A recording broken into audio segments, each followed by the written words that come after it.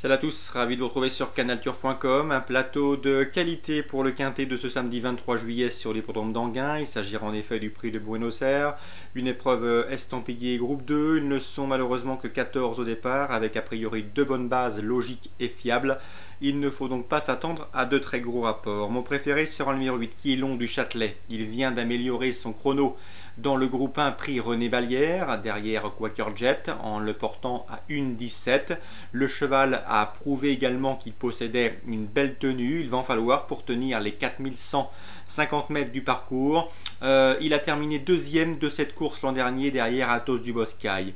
Il a également pris la troisième place du prix de Paris sur 4125 mètres, une épreuve remportée par Maharaja. On lui note également une victoire cette année dans le prix Jamin sur 3525 mètres. Autant vous dire que ce numéro 8, Quilon du Châtelet, trotteur dur à l'effort, possède de la tenue. Confié à Franck Nivard qui le connaît parfaitement, il devrait pouvoir lutter pour le succès. C'est sans nul doute l'une des bases tout à fait indiquées et fiables de ce quintet. Le 8, Quilon du Châtelet, à mon avis, sa place sera premier ou deuxième. Je lui oppose en priorité le numéro 4, Linding Lanterne. Si Athos du Boscail, longtemps pressenti, ne participe pas à ce prix de Buenos Aires, la famille Martens pourra compter sur ce numéro 4, Linding Lanterne, un cheval qui au cours des 16 derniers mois a épinglé pas moins de 14 victoires sur notre sol. Sachez également qu'il a pris plus de presque 300 000 euros de gains, et ce en 16 mois. Il reste certes sur un échec dans la Copenhagen Cup, mais c'est un cheval de qualité. Il a toujours été tenu en estime par Vincent Martens, qui nous l'avait confié à diverses reprises sur Canal Turf Radio. Bref, au premier échelon, c'est sans nul doute un prétendant lui aussi aux toutes premières places. Donc le 8 et le 4, de bonnes bases. On lui oppose le numéro 12, Perlando. C'est vrai qu'il doit rendre 25 mètres, mais c'est un spécialiste de l'anneau d'Anguin s'y plaît. Il y est rarement déçu. Le 3, Romcock de Guèze. Le cheval est le seul 6 ans au départ de ce Quintet Plus. Il sera confié à Benoît Robin pour l'entraînement de Jean-Michel Bazir. Numéro 2, Amiral Sun, il monte de catégorie, mais il reste sur un probant succès dans un quintet sur cette piste. Le numéro 11, Nuit Torride, elle semble barrée pour le succès, mais sûrement pas pour les places. Le numéro 6, qui est Ranjek, compagnon d'entraînement du numéro 8, Quilon de Châtelet, il peut lui aussi venir pimenter les rapports du Quintet Plus. Attention, pourquoi pas également numéro 1, César Sena, il faut en citer plusieurs pour les champs réduits. César Sena qui a bien fini dernièrement en gain.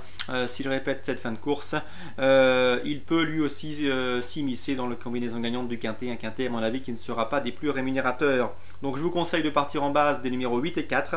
On leur associe le 12, le 3 et le 2. Éventuellement le 11, éventuellement le 6, éventuellement le 1 si vous jouez en combinaison élargie.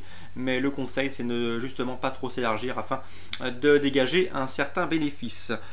Toujours en réunion 1 à Anguin. Dans la troisième, j'aime beaucoup le 307 Striking Action. Le cheval se plaît sur les pistes plates et surtout sur les parcours de vitesse derrière l'autostart.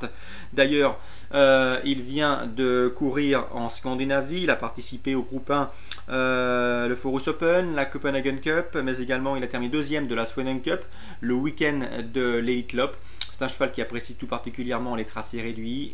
C'est vrai qu'il a un numéro en dehors derrière la voiture, mais c'est un véritable spécialiste de la vitesse. Sachez qu'il sera déféré des 4 pieds. La dernière fois qu'il a été déféré des 4 pieds en France, il a gagné un quintet plus à Vincennes courant mai, et ce en 1-11-3. Donc a priori, c'est un cheval qui doit pouvoir jouer la victoire. 307 Striking Action. Dans la sixième, j'ai pu m'entretenir avec Patrick Aurière. Il présente le 603 Tubéreuse Folle. Elle a une course de rentrée dans les jambes, une course de rentrée honorable avec Michel Noir au sulky. Cette fois-ci, elle sera déférée des 4 pieds, confiée à Franck Nivard. Son mentor nous a confié qu'elle n'était pas mal et qu'il la jugeait même très bien à l'exercice. C'est une jument de classe. Il l'a préservée jusqu'à présent. À mon avis, ici, elle peut jouer un sacré numéro à ses rivales et pourquoi pas favoris. Les favoris qui seront le 604 Talia Tego en retard de gain, le 606 Twiggy Bella qui se recommande d'un chrono d'une 14 et fraction sur ce parcours, et le 605 Tempête Onou, attention à elle.